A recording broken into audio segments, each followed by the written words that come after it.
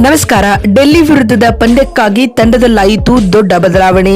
ಹೀಗಿರಲಿದೆ ನೋಡಿ ಆರ್ಸಿಬಿಯ ಹೊಸ ಪ್ಲೇಯಿಂಗ್ 11 ತಂಡಕ್ಕೆ ಎಂಟ್ರಿ ಕೊಟ್ಟನು ಸ್ಟಾರ್ ಆಟಗಾರ. ಹಾಗಾದ್ರೆ ಸುದ್ದಿಯ ಸಂಪೂರ್ಣ ಮಾಹಿತಿ ಏನು?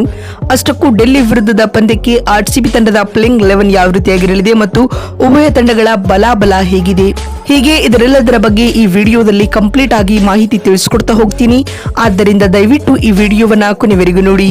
ಆದರೆ ಅದಕ್ಕಿಂತಲೂ ಮುನ್ನ ನೀವು ಕೂಡ ಆರ್ಸಿಬಿ ತಂಡದ ಅಭಿಮಾನಿಗಳಾಗಿ ಈ ವಿಡಿಯೋವನ್ನ ನೋಡುತ್ತಿದ್ದರೆ ತಪ್ಪದೆ ಈ ಕೂಡಲೇ ಈ ವಿಡಿಯೋಗೊಂದು ಲೈಕ್ ಮಾಡಿ ಹಾಗೂ ನಮ್ಮ ಚಾನೆಲ್ಗೊಂದು ಸಬ್ಸ್ಕ್ರೈಬ್ ಮಾಡಿ. ಹೌದು, ಟಾಟಾ IPL 2025ರ 24ನೇ ಪಂದ್ಯದಲ್ಲಿ ಡೆಲ್ಲಿ ಕ್ಯಾಪಿಟಲ್ಸ್ ಹಾಗೂ ರಾಯಲ್ ಚಾಲೆಂಜರ್ಸ್ ಬೆಂಗಳೂರು ತಂಡಗಳು ಮುಖಾಮುಖಿಯಾಗಲಿ ಮತ್ತು ಇದು ಆರ್ಸಿಬಿ ತಂಡದ ಲೀಗ್ ಹಂತದ 5ನೇ ಪಂದ್ಯವಾಗಿದ್ದರೆ ಅತ್ತ ಡೆಲ್ಲಿ ಕ್ಯಾಪಿಟಲ್ಸ್ ತಂಡಕ್ಕೆ ಇದು ಲೀಗ್ ಹಂತದ 4ನೇ ಪಂದ್ಯವಾಗಿದೆ.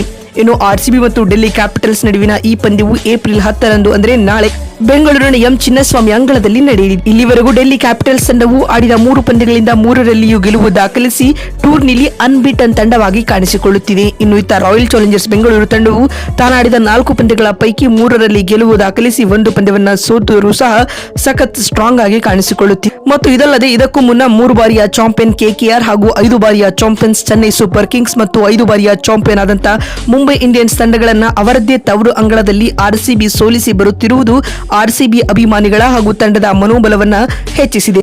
ಆದ್ಯಾಗೂ ಆರ್ಸಿಬಿ ಈ ಪಂದ್ಯ ತವರಿನಲ್ಲಿ ಆಡುತ್ತಿರುವುದೇ ಅಭಿಮಾನಿಗಳಿಗೆ ಆತಂಕ ತರಿಸಿದೆ. ಏಕೆಂದರೆ ಆರ್ಸಿಬಿ ತಂಡ ಈ ಲೀಗ್ ನಲ್ಲಿ ಇಲ್ಲಿವರೆಗೂ ಹೋಮ್ ಗ್ರೌಂಡ್ ನಲ್ಲಿ ಪಂದ್ಯ ಗೆದ್ದಿಲ್ಲ ಸ್ನೇಹಿತರೆ. ಇದೀಗ ಬಲಿಷ್ಠ ಡೆಲ್ಲಿ ತಂಡಕ್ಕೆ ಮೊದಲ ಸೋಲಿನ ರುಚಿ ನೀಡಿ ತವರಿನಲ್ಲಿ ಮೊದಲ ಗೆಲುವಿನ ನಗೆ ಆರ್ಸಿಬಿ ಬೀರುತ್ತಾ ಅನ್ನೋದನ್ನ ಕಾದು ನೋಡೋಣ.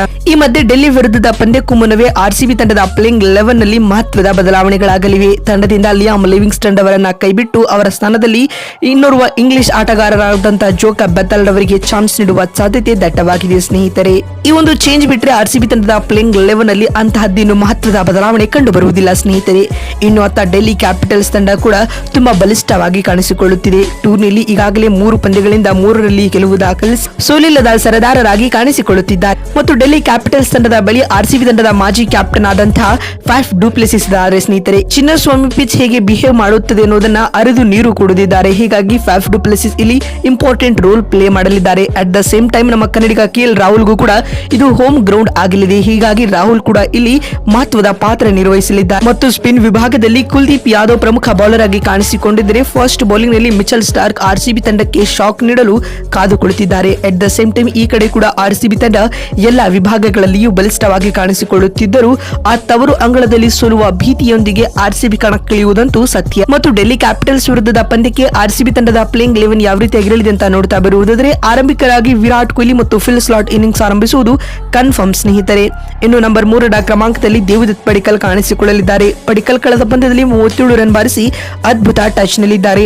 ಇನ್ನು ಎಟ್ ನಂಬರ್ 4 ನಲ್ಲಿ ಕ್ಯಾಪ್ಟನ್ ಆದಂತ ರಜತ್ ಪಾಟಿದಾರ್ ಕಣಕ್ಕಿಳಿದರೆ ನಂಬರ್ 5 ನಲ್ಲಿ ಜೋಕಬ್ ಬೆಥೆಲ್ ಅವರಿಗೆ ಆರ್ಸಿಬಿ ತಂಡದ ಪ್ಲೇಯಿಂಗ್ 11 ನಲ್ಲಿ ಚಾನ್ಸ್ ನೀಡಲಾಗಿದೆ. ಮತ್ತು 6ನೇ ಕ್ರಮಾಂಕದಲ್ಲಿ ವಿಕೆಟ್ ಕೀಪರ್ ಕಮ್ ಬ್ಯಾಟ್ಸ್ಮನ್ ಆಗಿ ಜಿತೇಶ್ ಶರ್ಮಾ ಕಾಣಿಸಿಕೊಂಡರೆ 7ನೇ ಸ್ಲಾಟ್ ನಲ್ಲಿ ಟಿಮ್ ಡೇವಿಡ್ ರವರಿಗೆ ಪ್ಲೇಯಿಂಗ್ 11 ನಲ್ಲಿ ಅವಕಾಶ ನೀಡಲಾಗಿದೆ. 8ನೇ ಕ್ರಮಾಂಕದಲ್ಲಿ ಕೃನಾಲ್ ಪಾಂಡ್ಯ ಆಡಿದರೆ 9ನೇ ಸ್ಲಾಟ್ ನಲ್ಲಿ ಯಶ್ ದಯಾಲ್ ಹಾಗೂ 10ನೇ ಕ್ರಮಾಂಕದಲ್ಲಿ ಜೋಶ್ ಹೆಜಲ್ವುಡ್ ಮತ್ತು 11ನೇ ಹಾಗೂ ಅಂತಿಮ ಕ್ರಮಾಂಕದಲ್ಲಿ ಭುವನೇಶ್ವರ್ ಕುಮಾರ್ ಆರ್ಸಿಬಿಯ ಪ್ಲೇಯಿಂಗ್ 11 ನ ಭಾಗವಾಗಲಿದ್ದಾರೆ ಸ್ನೇಹಿತರೆ. ಇನ್ನು ಇಂಪ್ಯಾಕ್ಟ್ ಪ್ಲೇಯರ್ ಆಗಿ ಇಲ್ಲಿ ರಸಿಕ್ ದಾರ್ ಸಲಾಂ ಅಥವಾ ಸುಯೇಶ್ ಶರ್ಮಾ ಅವರನ್ನ ಆರ್ಸಿಬಿ ಬಳಸಿಕೊಳ್ಳಬಹುದು. ಸ್ನೇಹಿತರೆ, ನಿಮಗೆ ಅನಿಸುತ್ತದೆ ಡೆಲ್ಲಿ ಕ್ಯಾಪಿಟಲ್ಸ್ ಹಾಗೂ ಆರ್ಸಿಬಿ ನಡುವಿನ ಈ ಪಂದ್ಯವನ್ನ ಯಾರು ಗೆಲ್ಲಬಹುದು ಎನ್ನುವುದನ್ನ ಕಾಮೆಂಟ್ ಮಾಡುವ ಮೂಲಕ ತಪ್ಪದೇ ತಿಳಿಸಿ. ಮತ್ತೊಂದು ವಿಡಿಯೋದಲ್ಲಿ ಸಿಗ್ತೀನಿ. ನಮಸ್ಕಾರ.